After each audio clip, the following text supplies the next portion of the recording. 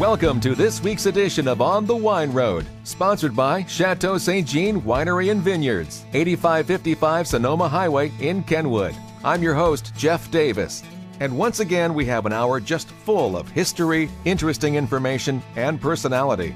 Later in the hour, you'll hear my conversation with wine grape grower Randy Peters, who owns and/or manages Peters Vineyard, Timbercrest Farms, Pauline's Vineyard, and Ruth's Vineyard.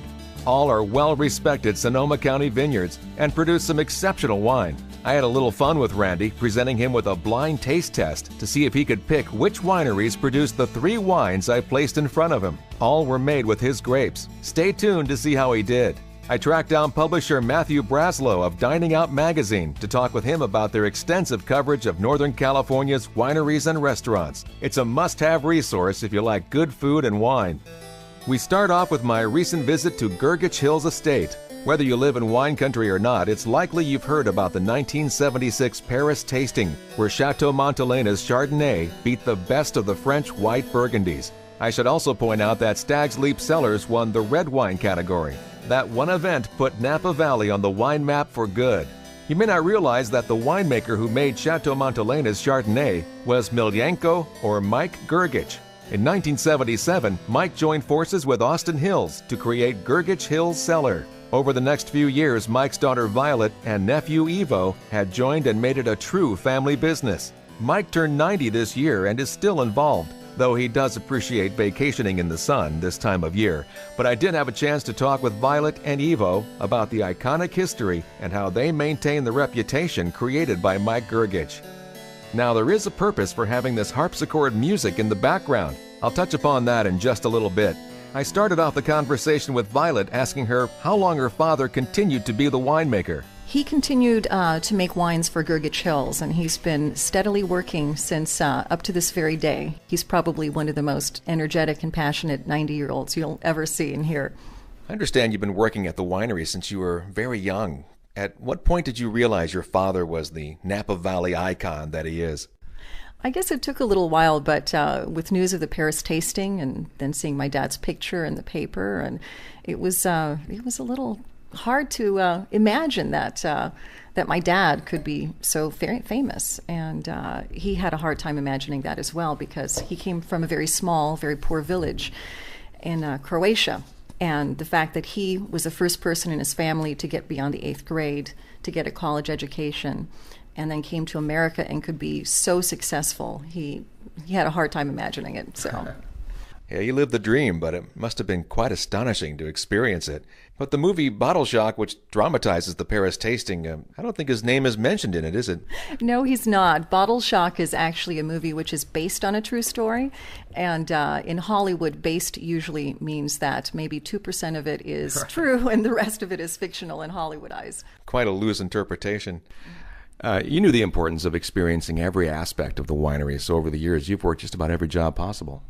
Yes, I have. I'm sure there's something that I haven't done, but actually these days it's run the cash register. So I have not spent as much time doing that as I would like, but I started in the cellar and bottled, topped wine, was in the laboratory for a while, and then because I was far too shy, my dad decided I needed to get some sales experience. And that was a very painful decade or two while I sort of got my sea legs. But I've also worked in the tasting room and bookkeeping and shipping, so pretty much everything. And it does give you a bigger perspective of the business and an understanding of how all the pieces fit. Mm-hmm. If you only do one job, you can sort of see what other people do, but you don't have that intimate knowledge of how everything works together. Yeah, I couldn't sell either. And I like how you said it was a decade or two before you got your legs. I think it would take me at least that long as well. Did you have a favorite position out of all those that you did, other than what you're doing now with sales and marketing? I think I just like doing everything, and I like the ability to sort of to pitch in and help and to see what needs to be done and to get it done. So I'd say my least favorite activity is signing checks, but I inherited that from my dad. So not that you don't want to pay them. It's just... Oh, no. Did you ever feel pressure as a child of a winemaker to get into the business, or was it always in your blood? Being an only child, I think my father felt that, and he was one of 11 children, which was actually a small family at the time. So there was definitely an expectation that I would follow in his footsteps. And we're both a little bit on the stubborn side, and so I just couldn't imagine doing something as well as my dad did and succeeding to the point that he had. And I had a number of other interests, so I ended up studying music, and I kept coming back to the winery and doing something else. And before I knew it, my dad was proud of me being a musician, and I was really proud to be working at the winery. Yeah, I was going to ask that later on, but since you brought it up, aside from going to UC Davis, you also received a Master of Music in the harpsichord at the University of Indiana. What inspired you to go into that direction, but other than just wanting to do something a little different than the winery business? Well, I had always been in love with music, and I'd been playing the piano since I was 4. And I had done a Bach recital one time, and somebody came up to me and said, "Oh, you have to play the harpsichord." And I had no idea what they were talking about. So when I got to UC Davis and saw that they had a harpsichord, I thought, oh my gosh, I'm going to try this. I'm supposed to be really good at this. And I was awful. I had no idea that it only looked like a piano, but the technique was completely different. And I fell in love with it and continued. A little more tinkling, is that what's involved with harpsichord? Your fingers move a little quicker, don't they? Not necessarily. It's just a piano is a percussion instrument. There's a felt hammer which actually strikes the strings, whereas the harpsichord is a plucked instrument. So there's actually a quill which plucks the string. So you can sort of think about it as like a, mechanized lute in a way. So now you know. Violet Grgich is playing the harpsichord music used in this segment. Talented as she may be, I'm sure the family is happy she decided to continue her career in the family business. In 1996, she and her father opened a winery in Dubrovnik to produce wine from his native country, Croatia, utilizing local varietals, which are Pošip, which most people haven't heard of in America, and Plavac Mali, which many people have, because when my father came to this country, the very first day of work at Souverain Cellars, he noticed that around the winery were planted Zinfandel grapes, and he looked at them and he thought, this is Plavac Mali. I feel like I'm back home. It took many decades to realize that we didn't know still what the origin of Zinfandel was. And my father invited Dr. Carol Meredith from UC Davis. He'd heard she'd done some research and had traced the ancestry of European grape varietals through their DNA. And so he brought her to his house and said, Carol, I really think that Zinfandel is, from Croatian. It's Plavac Mali. So I guess she thought so too, went back to her to UC Davis, and I guess told her lab assistant that, I went to see Mike Grgich today. And her lab assistant said, oh yeah, I know Mike. She's like, well, how do you know Mike? You're my lab assistant. You're a student. She said, well, I'm Croatian. We all know Mike. And so she ended up accompanying her to Croatia, to our small winery there, where eventually she found out that the parent of Plavac Mali was Crljenak, and that was the original Zinfandel. So, and Primitivo too as well? Primitivo as well. Mm-hmm. Now, are any of those wines that are made in Dubrovnik available here? They actually are. We have a small supply of the Pošip, and we have a little bit more of the Plavac Mali. So if anyone is interested in trying what Croatian wine and some of the original Zinfandel tastes like, then they can stop by our winery or go on the website. How does the Pošip compare to what they might be familiar with here? Is it like a Chardonnay or a Sauv Blanc or Pinot Grigio? It's sort of like a combination of all of those. It has wonderful aromatics, wonderful sort of gardenia, citrus mineral characteristics to it. It's a little bit richer than a traditional Sauvignon Blanc would be, but it's absolutely delicious, and it always reminds me when I take a sip of being there in our winery overlooking the Adriatic and smelling the cypress trees. So now generations are continuing. Your son is now accompanying you on trips, and so he's going to continue the business?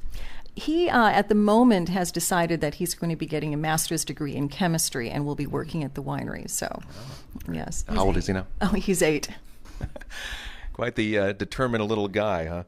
He is. He also has the sales gene, which I guess skipped me and came from my dad. So he likes making things and selling them because he's very worried that he's not going to be able to support himself once he gets out of school, and he needs to be able to get through college. So. See, I was wondering about that, because if you're taking him on sales trips, I would think he'd be like so bored to tears. But if he's got it in his genes, then good for him. Actually, he loves it. So he takes corks and makes little dudes out of them, and he sells them. And actually, he sold 24 last year for $58 and was very proud of that. Wow, Maybe yeah. posted on Facebook. Well, the future of Grgich Hills is right in front of us. Mm-hmm. Yeah, I think so.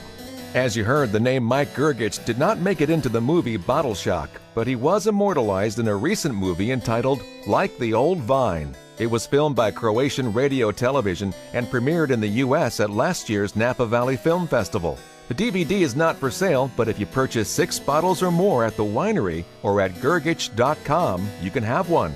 That's Grgich.com.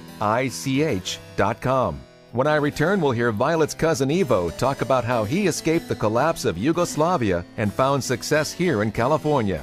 As On the Wine Road continues. This is 1350 KSRO, and you're listening to On the Wine Road, sponsored by Chateau St. Jean. I'm Jeff Davis, continuing the story of Grgich Hills Estate. Family member Ivo Jeramaz grew up working with his grape-growing family in Croatia, but ended up pursuing an engineering degree. I asked him how he got from that point to working with his uncle Mike Grgich here in Northern California. When I was growing up in Croatia, I always wanted to come to not just the United States, but California. I saw those Hollywood movies with pretty blondes, and that was my goal. And so when after graduating and obtaining a master's in engineering, I was figuring out how to get here. My uncle, who was a successful businessman, was my best option. Through my grandma, Mike's sister, who advocated for me, I obtained ticket from Mike, and at the age of 26, it was my first plane ride. So Mike sent me ticket, brought me here in '86, and so my dream was realized. When I was reading your story, to me it almost seemed like destiny that you ended up here, but in speaking with you, it was truly a gift on many levels. It was best, I don't know why I escaped Croatia to this date, but it was best move of my life. My father had different plans for me, and if I followed his plans, it'll be ruined, because a few years after I left, Yugoslavia fell apart, and all these many companies that were socialist, communist, were bankrupt, and so I would have been probably out of job. So I'm really fortunate that I'm here. Wow, what an unexpectedly amazing opportunity. And like your cousin Violet, you've worked every job at the winery just about. Indeed. I started with $7 per hour, washing floors. Actually, my first big job, our septic system clogged up, and so I spent all summer digging a septic system. I was so proud that I have a very responsible job. And at that time, because I lived with Mike and Mike paid for everything, I didn't know how much things cost. So I thought $7 per hour was an incredible salary, because the doctors at that time in Yugoslavia were making less than that. Oh. Only when I tried to buy my first used car, I realized $7 per hour won't get me far. But Mike was very generous when he realized that I care and I'm a good worker, so he gave me more responsibility and more pay. And to that point, you're now vice president of the vineyards and production. And in that position, you now farm the vineyards organically. Yes, so this is a kind of example when you love something that you don't have necessarily to go to college. College is important, but in this field of winemaking, actually you can learn lots through just working and studying on your own. Yes, sustainable farming is crucial for our success. Today, many people realize that chemicals can only get you so far, and in the long run, they deplete soil, they ruin the health of soil, and then you're dealing with lots of diseases. Today in Napa Sonoma, we have so many problems with viruses. People have to replant. We have viruses, same viruses, but through healthy soil and healthy biological life in soil, we can coexist with these viruses. So this is crucial. This is not just like a little fad. This is crucial for our success. And you feel it makes the wine more authentic anyway. Absolutely. When you have using too many chemicals and you kill everything living in soil, you have sterile soil. There's no uniqueness about your wine from sterile soil. So we will never say that this farming makes superior wines because of farming itself. We like to say it makes unique wines. And we never seek perfection in our wines. We seek that kind of uniqueness. Uniqueness is more important than perfection. That's an interesting way to put it. You'd think you'd want perfection, but maybe perfection isn't the best tasting wine. Sometimes perfection is boring. Example, once upon a time, my father sent me a picture of 7 generations of my family. there were some handsome dudes and some ugly dudes. And ugliest one was one that they lived about 200 years ago. But it was most striking. He has very hooked nose and eyes like dark, and you're scared of him. But I could not stop looking at him. This is an example of that personality sometimes is more important than perfection. Interesting comparison. But the wine tastes beautiful, though, nonetheless. Thank you. So every winery has to have style, and Mike Grgich developed this style that we still maintain for whites, style for reds, and which is European restrained style. It's not jumping out of glass. The aromatics and the balance and harmony always beats intensity. Many people today, they love wines with intensity, but for us, harmony balance supersedes any intensity and power. Yeah, I was going to ask, certainly over the decades, technology has changed the business, but are you still incorporating the same techniques he used when he was the award winner in '76? Being a mechanical engineer, I'm obviously not impartial to new technologies, but I quickly realized that new machinery doesn't make wine, better wine. You have to have good grapes, but if you have awful equipment that ruins your quality, that's a problem. So today's equipment is more gentle. So it's not that today's equipment makes better wine, actually preserves grapes. So the quality is in grapes. Once you harvest your grapes, that's your quality. You can ruin that by beating up grapes. And so this new technology allows us to preserve more of inherent quality of grapes. And you were mentioning earlier that you've now kind of reduced the size of the vineyards, and you obviously believe that it helps enhance the quality. That was Mike's idea. Like 12, 13 years ago, we were buying lots of grapes, including grapes from Sonoma, making lots of wine, making huge amount of profits. And we were not happy, especially Mike, because more than anything else, he wanted quality. And then he decided that we were going to become a state, and we bought last 200 acres of virgin soil. And in '96, by early 2000s, when Vineyard came to full production, we stopped buying grapes. And since 2003, we are a state, meaning we only make what we grow. Production is down 40% since last 12 years. We believe quality is better than ever. And it must be a proud thing to be able to say that all your wine is estate grown. It's very prestigious, and we are very proud. And it's not just a few acres. We have 366 acres in 5 different vineyards, all in Napa Valley. So we are mostly proud of that. And I know it goes back a few more years prior to you becoming estate grown, but Grgich Hills Estate has been named Winery of the Year by Wine and Spirits magazine 7 times since 1991. We are proud of that, but once again, with the scores, writers, many times our style of wine is not most popular. And so I really appreciate that we stick with what we want to do. So we are not pushed to make wine what this or that wine writer wants. And in the long run, that's always, Mike's policy was never 3 years. Mike's policy was 50 years plan. So we have our plan, and we stick to it, and now styles are changing. Now this elegant, restrained style of wine is coming back to popularity. Big alcoholic wines seems like fading. That's what I was just going to say. It does seem to be, the trend seems to be going more into the European style of winemaking. Absolutely. And many of these sommeliers are demanding more restrained wines. And we just can't pick grapes early.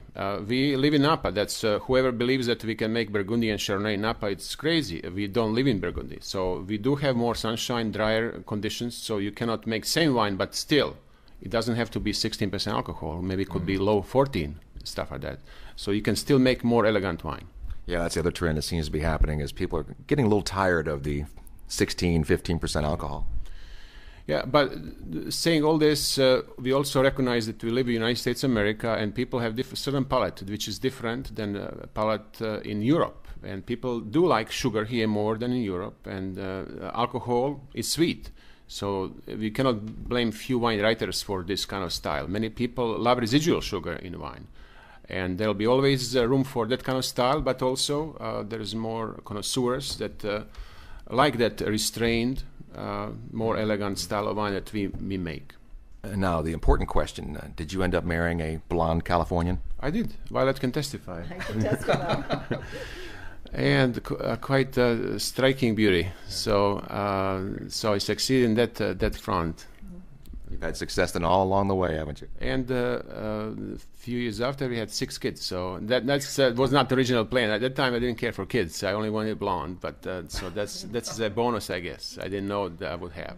Back to the Croatian style of you're a winemaker, but now you're a Croatian baby maker, having lots of kids. Like my uncle liked to say, Ivo is busy day and night. So. Well, it sounds like there are plenty of generations left to keep Grgich Hills Estate a family-run business. I asked Violet one more question, and as she answers, we'll listen to a duet performed by her and her husband, Colin. I asked Violet what she likes best about working for Grgich Hills Estate. The favorite part of my job is when I am able to pour wine for someone and I see their face light up with happiness. Our wine has changed them in a very positive way. And we make our wine, as we say, with passion and art. It's not a lifestyle for us, it's our life. It's who we are, what we believe in, and all of that translates into us sharing the wine with you. And every time I travel, I'm always meeting somebody who has met my dad and who has, oh my goodness, I met your dad 20 years ago, and without him we wouldn't be married because he gave us this Chardonnay that enticed my wife to go out on a date with me. And so it's wonderful to be able to share and make people happy. And for us, that's the bottom line. You don't have to be a connoisseur to enjoy our wine, but if you are, you can appreciate it even more, as long as it makes you happy. Well, it appears that Mike Grgich is not only an exceptional winemaker, he made an exceptional family as well. Thanks to Violet and Ivo for spending time with me. When we continue, I'll talk with wine grape grower Randy Peters about his history, and we'll challenge his palate. Next, on the Wine Road.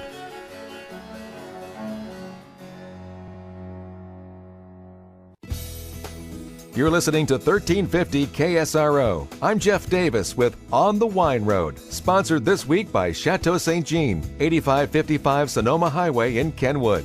I had the pleasure of sitting with one of my favorite Pinot Noir grape growers, Randy Peters, who owns Peters Vineyard in Russian River Valley.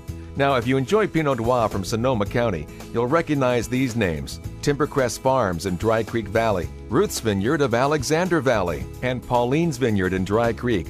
All are managed by Randy. Pauline's is also part of his family history. Yes, Pauline's Vineyard is a vineyard that I grew up on. I'm fourth generation Dry Creek wine grape grower. My great-grandfather came here in the 1890s, and he had a small winery before Prohibition, and then during Prohibition they closed the winery they had. And this is my first venture back into the wine business on the wine-producing side, other than producing it in the vineyard with Kokomo Winery. So when you were growing up, did you feel pressure to be a part of the farm, or was it your choice?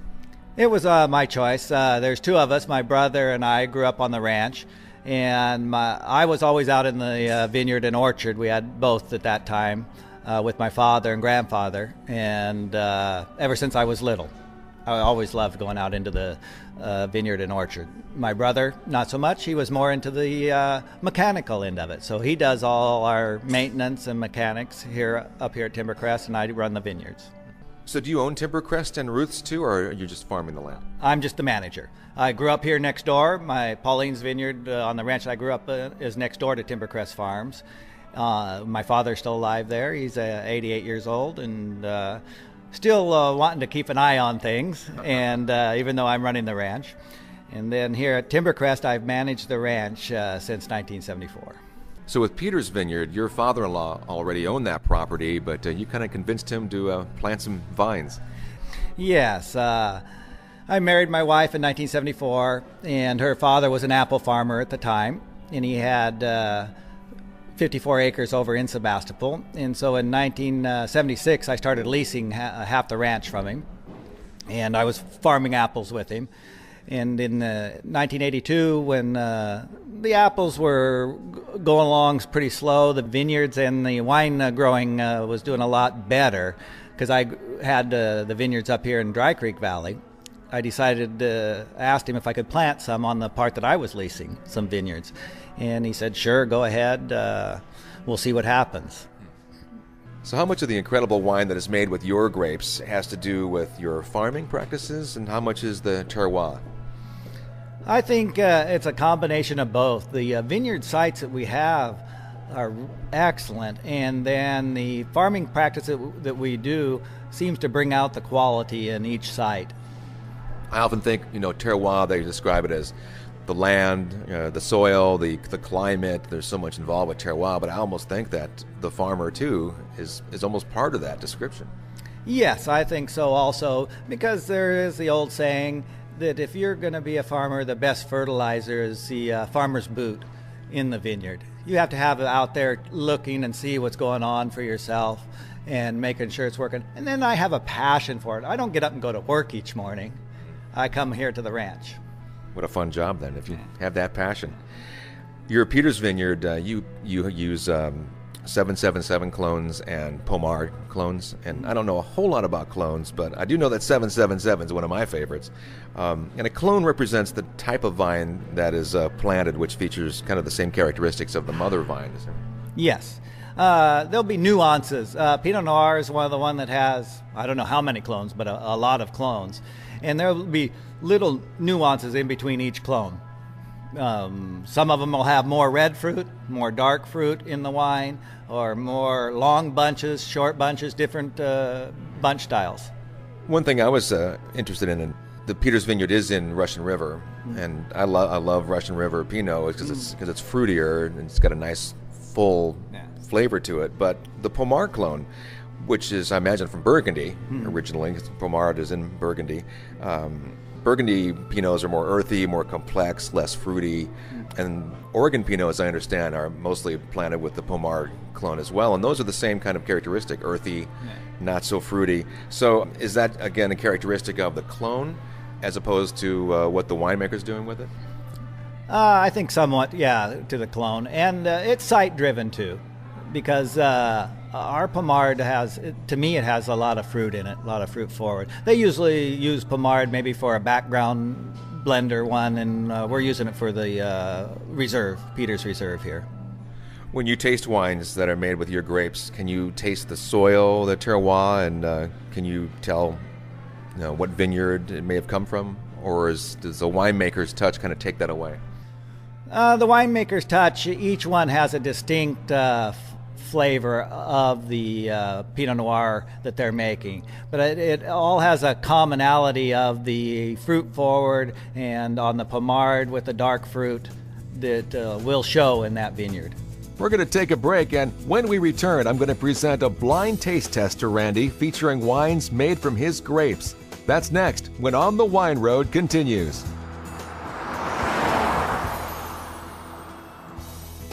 This is 1350 KSRO, the news and talk of Sonoma County. Welcome back to On the Wine Road. I'm Jeff Davis, talking with wine grape grower Randy Peters. His grapes are sourced by Papa Pietro Perri, Kokomo Winery, Boleto, Sagacio, Skewis Wines, C. Donatello, and Ant Hill Farms, if not even a few others.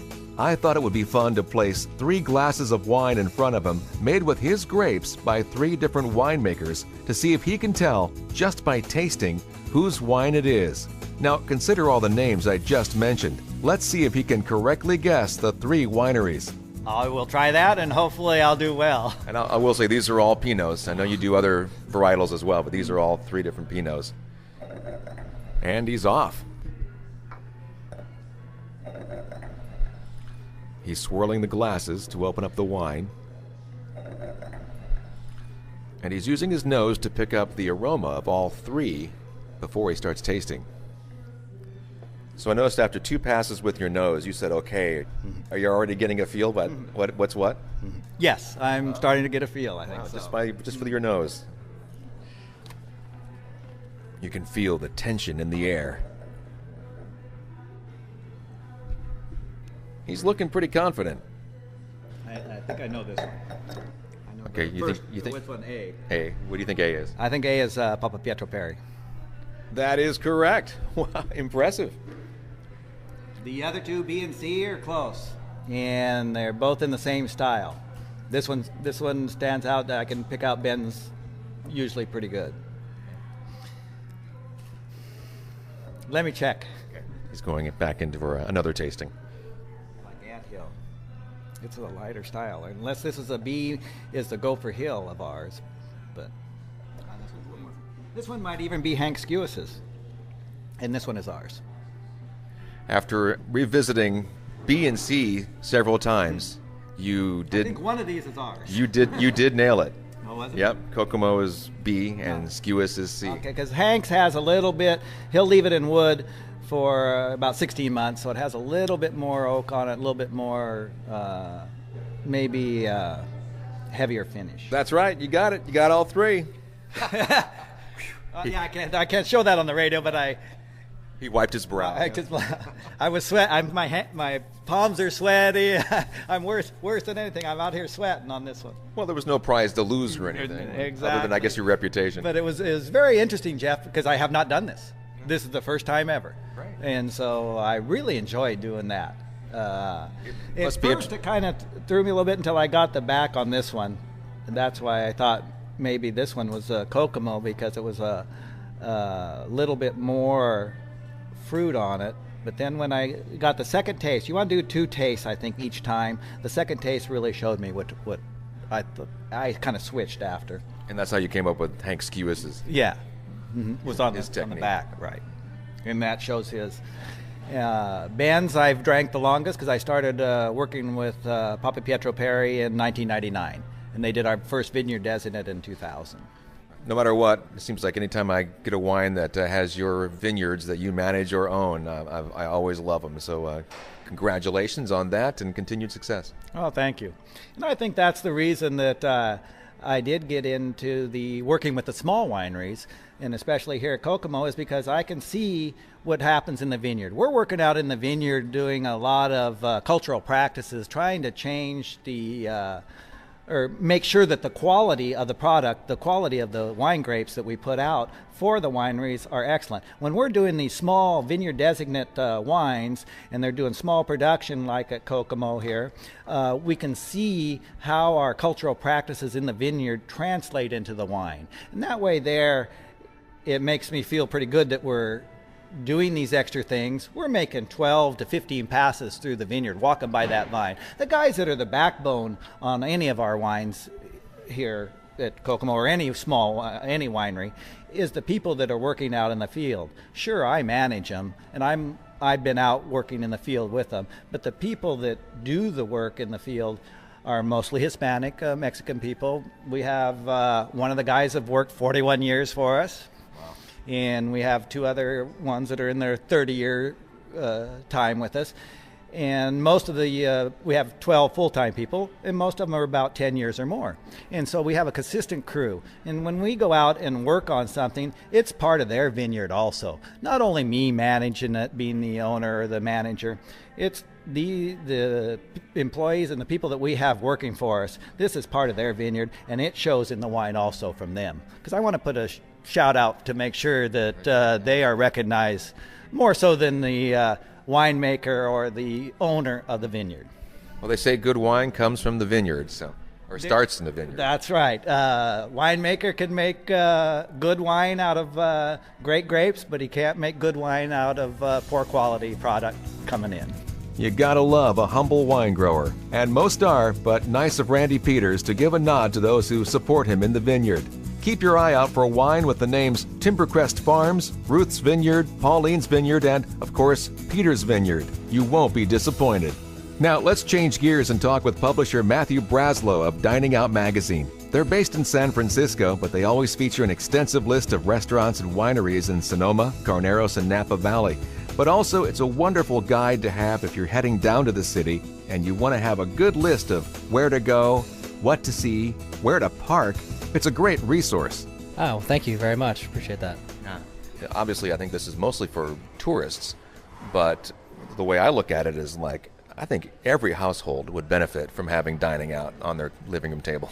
That's a great thing to hear. I am originally from Philadelphia, and we had dining out in our guest room with a collection of nice tourist magazines, and we used it anytime we had company, and even internally for our family, we used it pretty regularly when we were going out. And San Francisco in particular has such a great restaurant scene, and Napa, Sonoma, it really is. Oh, sure, yeah, because you'd have some one page features on some restaurants and kind of explain what they are. And up front you have some editorials, one of which I noticed in this edition is Yoshi's, which is a very popular place. But what I like about the magazine is in the back you have like the amenity page, which features, everything's broken down into categories. So you have the bar scene, you have catering, happy hours, prefix tasting menus, coffee shops, and then on the other page, outdoor dining and patios, and even parking lots. And on the next page, you have the cuisines broken down into the different types of cuisines: Californian, Chinese, French, seafood, and then you go even further with locations. So it's an amazing resource. Yeah, well, the idea is to make something that's consumer friendly. There are a lot of people, like you said, it's often is steered towards tourists because they need the most direction, but locals, of course, don't always know what's hot and trending or what's new in their surrounding area. And the Bay Area is so small but large because there are so many dining options. The idea of the full page restaurant placements is it reads like a resume. So there's a sample menu, there's a mission statement, all the pertinent contact information, of course, more information on their website, and we have information for that, and directions to the index. So if someone wants a quick decision but they want to make an educated decision, we tend to have all the information they need for that. And then you do the same thing, we haven't even touched upon this, for the vineyards and wineries. Yeah, we're really fortunate. Well, again, Bay Area, with Napa and Sonoma, for example, about an hour away. The locals, of course, that's, wine is part of our culture in the Bay Area. It's something I'm personally very, very fond of and passionate about. But a lot of the locals, and definitely almost 6.5 million tourists, come to Napa and Sonoma, many of which come through San Francisco. Right. And the wineries are really adapting to the needs of the consumers. And you see both wineries and restaurants really incorporating more of what they like to call an enhanced experience that people remember forever. I'm talking with publisher Matthew Braslow of Dining Out Magazine. And now that I may have sparked some interest, I asked him where our listeners can find a copy. It's an interesting blend. There's sort of three components, but of course the tourists may have the most substantial need for what we're offering. So we're in a lot of mid to high-end hotel rooms in San Francisco, directly in the rooms. An area that I really like that maybe is often overlooked is the local consumers. The trendy cafes and neighborhood shops and boutiques and dry cleaners, flower stores, men's and fitness. Yeah, I was surprised you mentioned earlier, before we were recording, that one of your biggest distributors is a dry cleaner. You would be amazed. There's a lot of young people working in technology or fashion, or they pick up their clothes at a dry cleaner however many days a week, so they're looking good for their meetings. And we've gotten a lot of feedback from people who have found us at their dry cleaner. And markets and grocery stores as well. Yeah, we have very fortunate to have some relationships with some of the specialty stores in the Bay Area. So we work with Whole Foods, for example. We're often available at the checkout counter, not necessarily at all of them, but some of the key locations. And of course the Bay Area sort of equivalents, Andronico's, Molly Stone's Market, and then some of the larger stores like Safeway, for example. We have a lot of magazines there. Would that be in Sonoma County as well? Safeway definitely in Sonoma County. Also Big John's Market up in Healdsburg is a really popular spot. But all of our restaurants and wineries that we feature in there get a significant amount of magazines that they can give to their guests. Oh, great. So if you're heading to the city, grab your magazine if you already have one laying around the house, or what I would suggest is you hang on to them throughout the year. You come out, 3 times a year? Yeah, we come out seasonally. So there's of course, like a lot of the food in San Francisco and throughout the Bay Area. So we do a spring issue, a summer edition, and then a fall/winter. So you collect all 3, so you have a good sample of everything. And then if you're heading down to the city, take it with you, or plan ahead of time. Use the back pages that break down the categories and what they offer, and you could write out a whole plan before you even head to the city. Yeah, planning ahead of time, depending on where you want to go, could definitely be a valuable tool, because a lot of the restaurants and even some of the higher end wineries like Stag's Leap Wine Cellars, for example, or Stag's Leap Winery, some of these are appointment only, and if your heart's set on getting to the right spot, you have to plan. If not, of course, there's always really great second and third options that will be very happy to accommodate you. I think a lot of romance, a lot of friendship, a lot of memories, and of course business happens over the table. Mm-hmm. And the people who are working in the restaurants or the wineries are so hardworking, and they love what they do. So one of the things I really try and do is unite the consumers and the hardworking people who are putting wine in your glass or food on your plate.